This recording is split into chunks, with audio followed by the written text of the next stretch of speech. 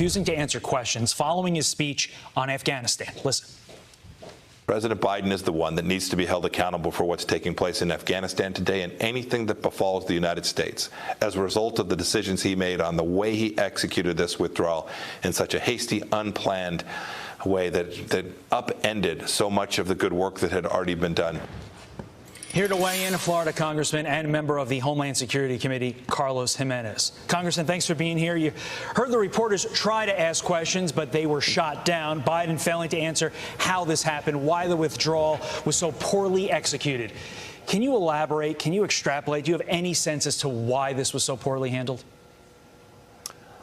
Just the history of, unfortunately, the political history of Joe Biden. He just makes wrong decisions all the time. And so this is just another example of disastrous decisions that he's made in the first 6-7 months of his presidency. Look what's happening in the southern border. It's a complete disaster, completely overturned some really good Trump era, policies down there. First day in office, he wipes them out and then invites everybody to come in. And so you're getting hundreds of thousands of people flooding across the border. He shuts down the pipeline, the XL pipeline, and now is begging OPEC to produce more oil. So he kills the American oil industry, and then he asks OPEC, which, by the way, includes Venezuela and other communist nations, right, as part of OPEC, to please produce more oil because we need to get our gas prices down. And now this debacle in Afghanistan is just the latest example of his poor decision-making skills and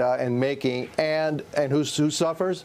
The American people suffer, and we're looking at another example of Joe Biden's incompetence in this era. From his time as president to his time as vice president, a new report that a Taliban leader was freed from Guantanamo Bay in the Bo Bergdahl exchange in 2014 by the Obama administration. Let's pop up the picture. Before we show the wrong picture of the individual, this is the right guy. Again, the mastermind of the Taliban takeover, that guy right there, a former Gitmo detainee swapped out for Bo Bergdahl by Obama. What happened to the promise by the Obama White House, of which Joe Biden was VP, that swapped prisoners would be sent to Qatar and kept from causing trouble in Afghanistan? Another false promise of the previous administration, and now we're going to pay for it. Look, al-Qaeda is very much intrinsically involved with the Taliban. They have al-Qaeda leaders that are part of the leadership group of the Taliban. We're going to be hearing more and more about al-Qaeda. They're claiming this to be a victory.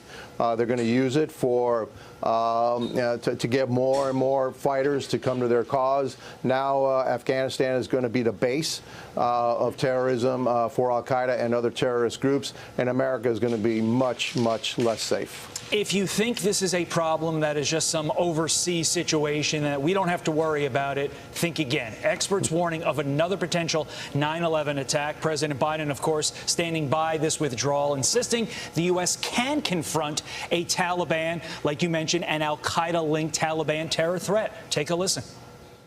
We have made it clear to the Taliban, if they attack our personnel or disrupt our operation, the U.S. presence will be swift, and the response will be swift and forceful.